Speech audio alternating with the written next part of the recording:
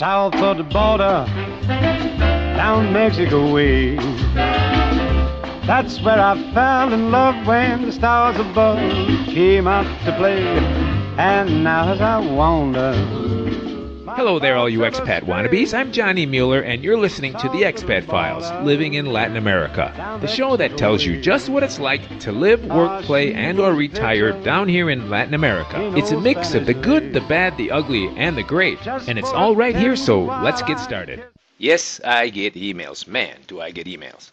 Some of them just little one-liners and statements like, Johnny, have you ever had a serious head injury? I guess I'm stuck with that one now, and it'll come up in every interview I have. And some emails, I'm telling you, they are book chapters in themselves. And you know, for all you guys and gals out there who do write very long emails to me, you're better off doing a one-on-one phone consult with me. Just send me an email, theexpatfiles@gmail.com, and we can hook one up. Because you can't really expect me to answer email questions unless they kind of have a broad-ranging theme that everyone can get something out of. Because, you know, I do get emails from people laying out their complete life history and what they're looking for, what kind of job, what kind of location, what kind of climate. They're asking where's the best place for this, for that, cheapest land, least big brother, best infrastructure, where to grow the best coffee or pineapples, best and cheapest dope, least corrupt cops, though those two don't go together, do they? Oh, and people want to know where's the best fishing, cheapest beer, hottest girls. And you know, that's why one-on-one phone consults are the best, because then I send you a formulario, that's a questionnaire, so we can hone in on everything you particularly are looking for in your own plan B. Meanwhile, on this show we have to talk about generalities because, for example, when I get an email from someone saying, Johnny, I'm going to Medellin, Colombia, I'm looking to rent a place in the district of Poblado. Specifically, Johnny, which realtors or real estate agents do you recommend? Well, first of all, I don't recommend Poblado unless you got tons of dough. Man, I don't even answer emails like that. How should I answer that if I don't even think it's a great place for gringos and expats? And of what interest is it to all the other listeners? Probably zero. Hey, but, you know, I do know answers to a lot of those questions, and if I don't, I can find out in a hurry. So, in the end, when you want specific answers, you have to do a phone or Skype consult with me.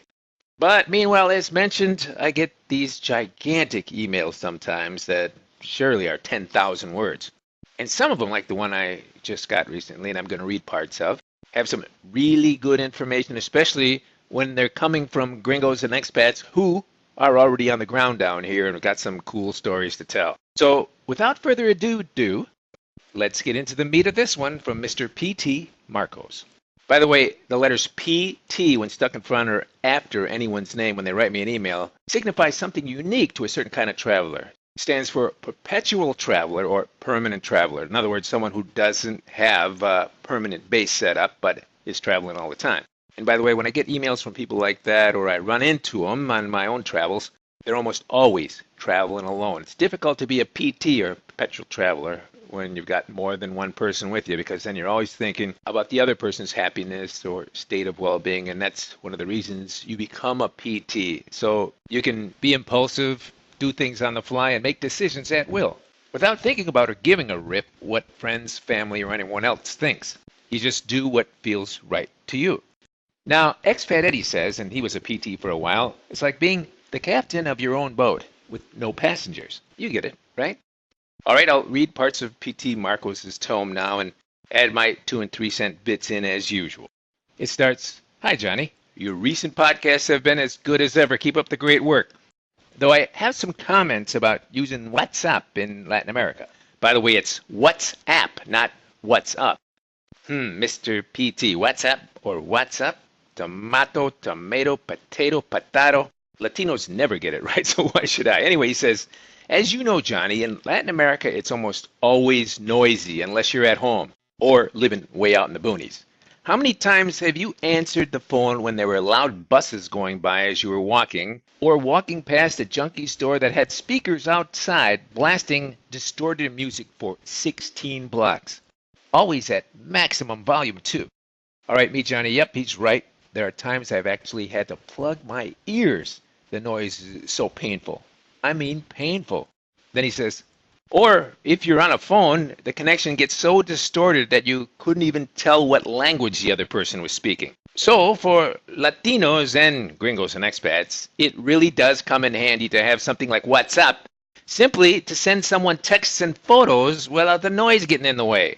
Because you can send a message even when a parade of 1,000 drums and trumpets or a throbbing, jacked up, neon lit disco mobile driven by a macho guy with a microscopic penis rolls around the corner just as your phone rings.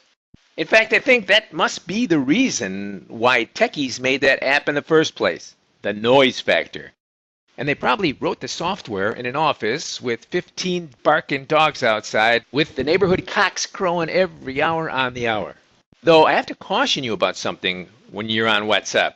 That is, if you ever get into a WhatsApp group for Latinos, for whatever reason, you'll see that they love to send jokes and videos back and forth constantly. And if you don't turn off the group's notification, your phone will beep and buzz all day long with meaningless jokes, videos, and typical childish, macho, sexy bathroom humor. Yep, that's the sophisticated state of those Latin comic geniuses who post that stuff. Embarrassingly stupid to us, yes, but Latinos love it. As for me, I keep meaning to look at more of these dumb things in hope of learning more about the local slang and humor, if you can call it that, but for some reason I haven't got around to it yet. Could be never. Probably just as well. But, Johnny, you were right on in your response to Mr. D, who asked you about living the life of a perpetual traveler, a PT, as in my namesake, PT Marcos. In fact, as a perpetual nomad myself, I can say that you were correct on every single point. All right, me, Johnny, here. He's referring to a show a couple of weeks ago when I was talking about an email I got from a guy who said, Johnny, screw setting up a base in Latin America. Why don't you just kind of roam from town to town, country to country, and live the life of a gringo traveler, moving around at will? If you listened to that show, you heard me give around 10, maybe 20 reasons why, even if you're living upscale in nice hotels and such, and you're flush with dough, it has lots of downsides and gets old real fast. That's my opinion. I did it a while. But P.T. Marcos begs to differ. He says, sure, it's true. There are heaps and challenges, Johnny, to the PT lifestyle. It's only a life for the very select few, and even then, for only a limited time. But it has some initial advantages. So in defense of the PT, that is perpetual traveler lifestyle, let me throw this stuff at you. Number one, the pace of change, at least here in Mexico where I've been lately, has reached breakneck speed. Problem is, and it wasn't like this just a few years ago, you never know if the city or village that you fell in love with a year ago will be even tolerable 2 years from now. So you might want to keep that bug-out bag packed. Cancun syndrome, I call it. As you know, Johnny, Cancun was a tiny fishing village only 40 years ago, and in that short time, it has become a huge metropolis of over 1 million people. In addition, the main city, the main downtown, has a 20-kilometer hotel zone that's 15 miles long. Just wall-to-wall condos and hotels. So how did it get that way? Well, this unchecked growth is a result of Mexican national government-sponsored international tourist promotions, specifically targeting gringo travel agencies. So, Johnny, if you happen to choose what you think is a nice place, even one that's off the tourist trail, and the government starts promoting the hell out of it internationally, another great example, Costa Rica, then look out. All right, PT, meet Johnny again. I call that the international living effect. And boy, have you got that right. Then he says, even if you're off the tourist trail and the government starts promoting the place, then rather soon it turns into a hybrid of Disneyland and a first world shopping mall, and prices soon escalate to first world levels. But you know, Johnny, there doesn't even have to be a government program in order to have such rapid change.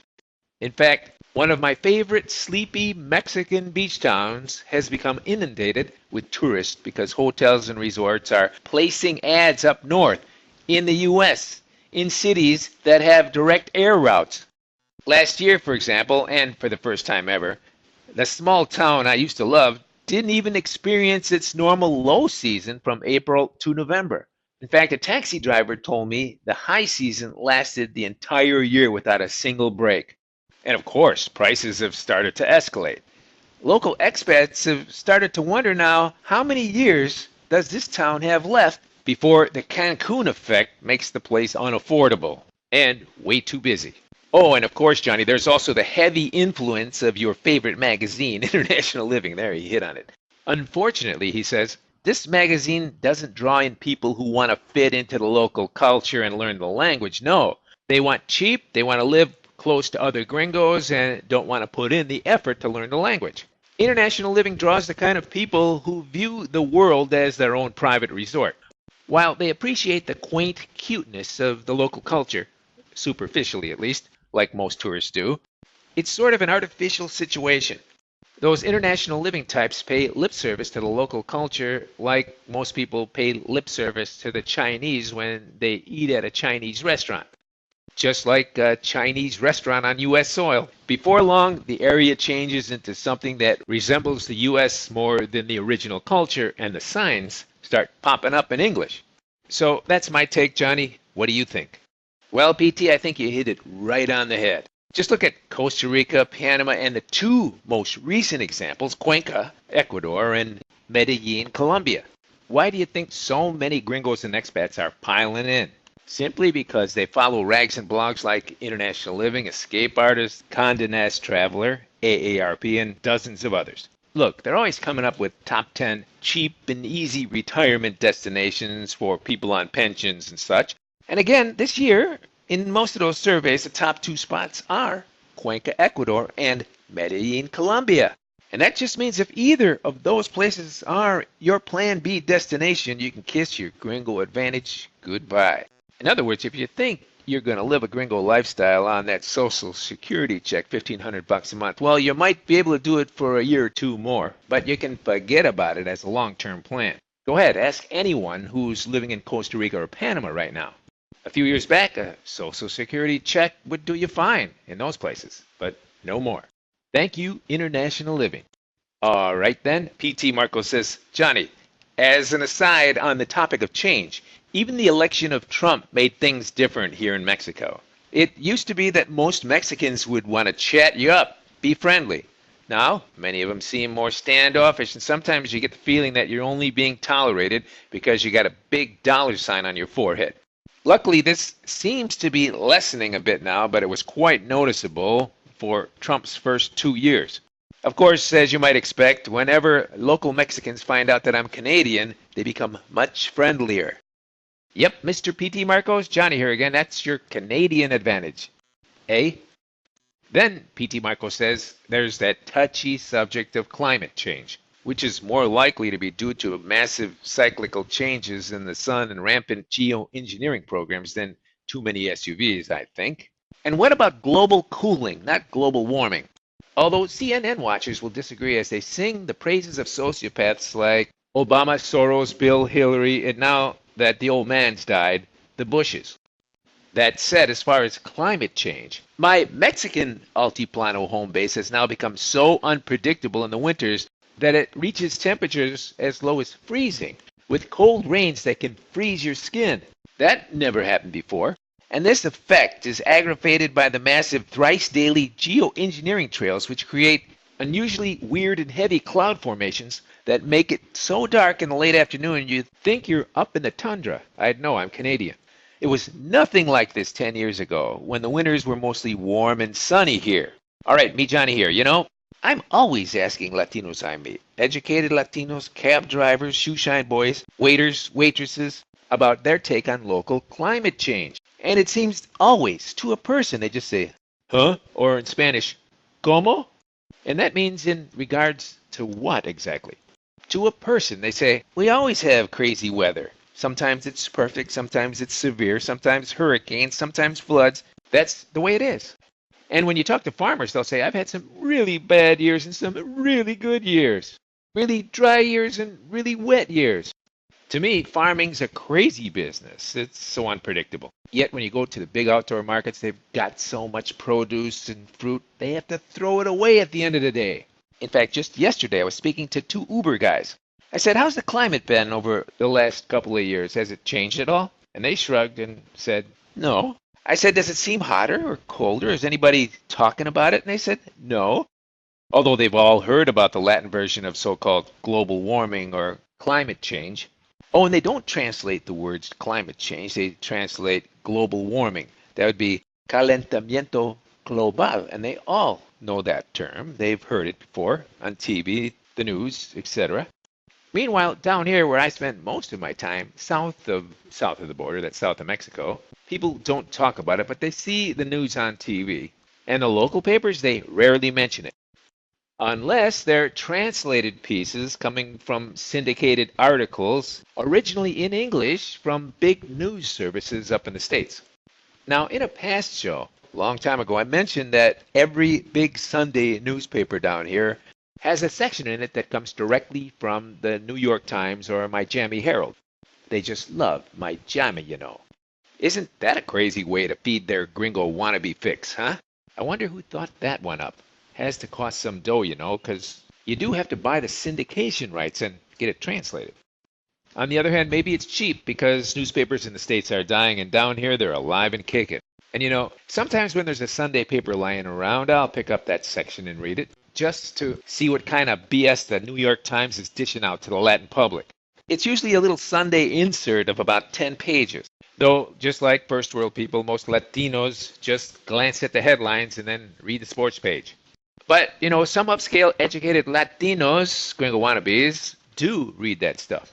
And that's one way, along with CNN Latin America, they get hammered with a weekly dose of first world fake news. Anyway, this global warming thing, as far as Latin America, has got a lot of people baffled. P.T. Marcos is saying in Mexico, anyway, he's seeing geoengineering with chemtrails as a routine thing. Meanwhile, south of the border, that would be south of Mexico's southern border, where I hang out 99.9% of the time, I just don't see any chemtrails at all. In fact, I've never seen them. And believe me, I'm the kind of guy who looks up once in a while. I've always had telescopes or spotting scopes. In fact, I've even got a very high quality digital imaging thermal scope. Man, is that a cool toy to use at night. But I digress as usual. All right, back to PT's email and why he says being a PT, that is moving around a lot, can be a good thing. Because changes in Latin America are coming fast and you don't want to be stuck in one place. He says, there must be more than a few gringos and expats who bought houses in Nicaragua who are wondering what the hell to do with them now, being that the place is on the edge of martial law and social chaos. All right, me, Johnny, again, let me throw in my 2 copper coins here. Oops, I forgot pennies aren't copper anymore, because inflation has made the use of copper too expensive for pennies. So they're copper-plated tin or zinc now, but you knew that already, right? Anyway, you long-time listeners to my show know I've never given Nicaragua the complete thumbs up, not even a little thumbs up, even when things seem to be going great guns. Though I had many listeners questioning me all the time, I'd say, hey, look out for those Chinese and look out for that pedophile dictator, fair-weather communist, Ortega. As long as he and his friends and his family remained fat and happy through Chinese payoffs, etc., to grease the way for that second canal that never happened, everything was fine and gringo-friendly. But now that the Chinese money is dried up, well, you don't want to be there. All right, then P.T. Marco says, my point, Johnny, is that in the midst of all this unpleasant, unexpected change here in Latin America, speaking mostly of Mexico, of course, I find being a nomad, a perpetual PT, has its advantages. For example, is your nice, calm, off-the-tourist trail area turning into a hotel zone? Or maybe that nice, fresh rain in the morning is turning to ice? If you're a PT, you can easily just pack your bags and run. With no house or long-term contract or lease, it's easy to take off for greener pastures. Sometimes all you need to do is move to a new neighborhood within the same city or country. You can always become a snowbird like so many Canadians do and run to the beach for the winter. Though there still may come a time, Johnny, when you've gotten out of Dodge and you need to get out of the old Dodge and to the new Dodge 2.0. So, Johnny, if you'll indulge me for just a while longer, I'd like to share some tips for your listeners from my own experience as a PT, a perpetual nomad. First things first, find a Latin country that feels like a good fit for you. Doesn't matter what your friends think. It just has to be a reasonable place that you like and feels like it could be a home for your circumstances. I did this myself by visiting different Latin American countries on my vacations and realizing that as good as they all were, I didn't like them as much as I liked certain places in Mexico. So I went to Mexico and went to a few new cities after I retired before settling down. But even as a PT, a perpetual traveler, it's always best to choose a city that you'll want to use as your home base.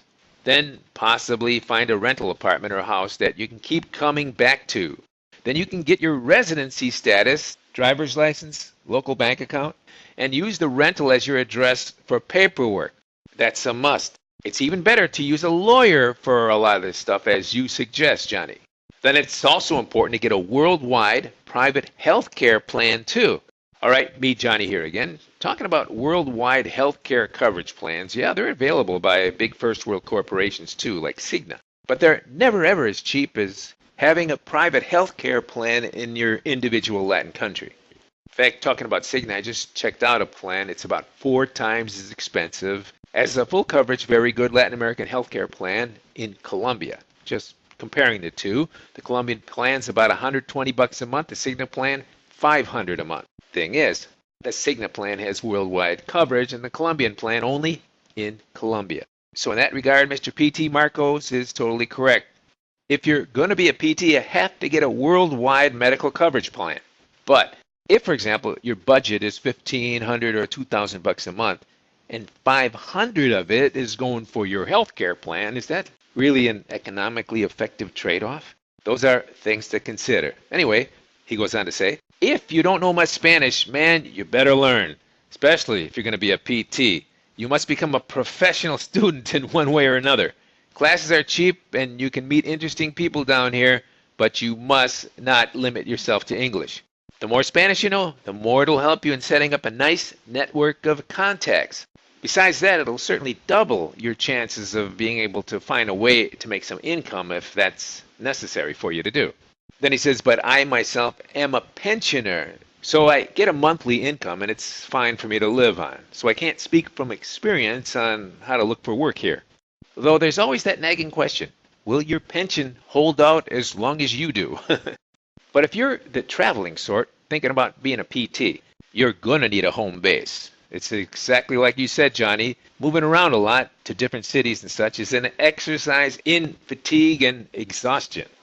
But if you do as I do, that is rotate between 2 or 3 familiar cities, and then in each one, you know where your favorite hangouts are, as well as the necessary services such as doctors, banks, clinics, etc., and maybe even have the same places to rent each year, you'll be all right. Though being a PT is an exercise for single people and not necessarily for the faint of heart. So if you limit yourself to just a few places, say an altiplano city and then a couple of beach towns, with luck you'll start making friends, both first world friends and locals. They'll be easy to locate too because they'll all have WhatsApp. Otherwise, Johnny, if you don't make friends or make friends easily, it can get pretty lonely out there being a PT.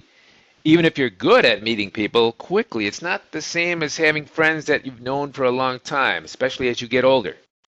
Plus, you've got so many gringos and expats moving in and out all the time, especially if you're in a tourist area or located in a beach town. Making permanent long-term friends you can count on, not so certain. Then PT says, and Johnny, one challenge you didn't mention is that Spanish, the language itself, changes in many of the places that you go to. So you have to be someone who enjoys learning new local words and accents. Also, you didn't mention that food could change a great deal from place to place. For example, here in Mexico, you'll see items on a menu that are totally unfamiliar from one region to the next. For some of us visitors, it's a pain, but for others, it's part of the fun. But if you're confused, there is a trick you can use. If you see something on the menu you don't recognize, just type the word into Google Images on that smartphone of yours, Johnny, that you advise against. If you do that, you'll see what the food looks like on the screen. By the way, in Latin America, you could still use a smartphone and stay under the radar. You just buy another chip after you buy your phone. The new chip won't have any of your real ID info attached to it. You can put in some interesting alternative info. Yep, me, Johnny, here, I do that all the time. It's disinformation, man. And if you think that's playing dirty, well, just remember, your government lies to you all the time. So why not fight fire with fire?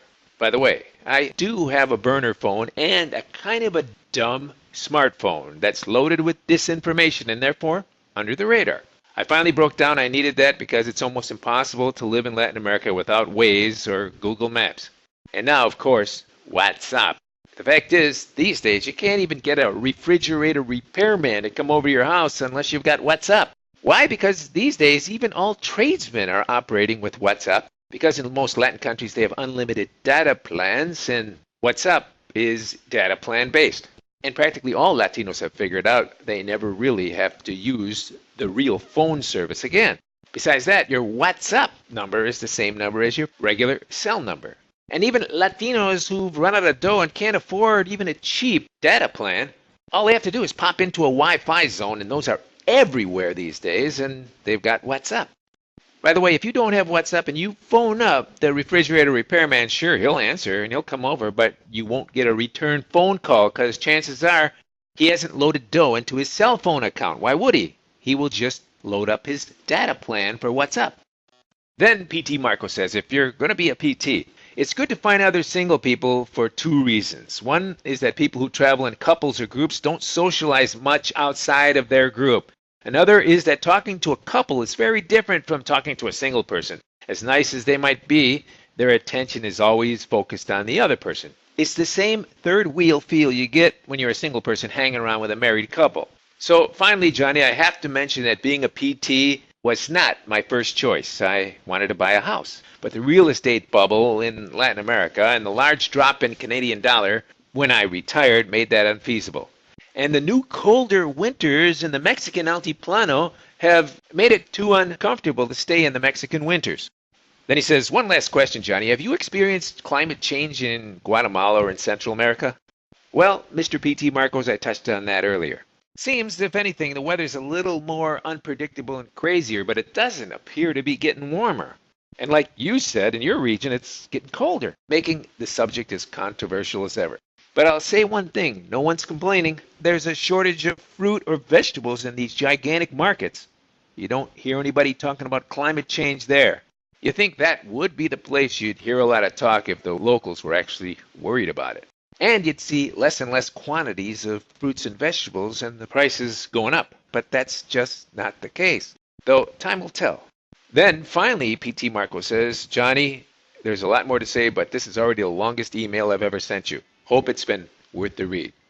Yes, it was, PT Marcos, and I'm glad we could get most of it in today. You've been listening to the Expat Files Living in Latin America. If you need some help with your own Plan B, you can schedule a one-on-one phone call with me. But first, download my free Plan B questionnaire at www.thenewexpat.com. Better yet, if you want to get your Plan B going from right up there in the States, just sign up for my 9-hour Expat Essentials course. Get the perfect Plan B blueprint by going to theexpatfiles.com/academy. Nos vemos.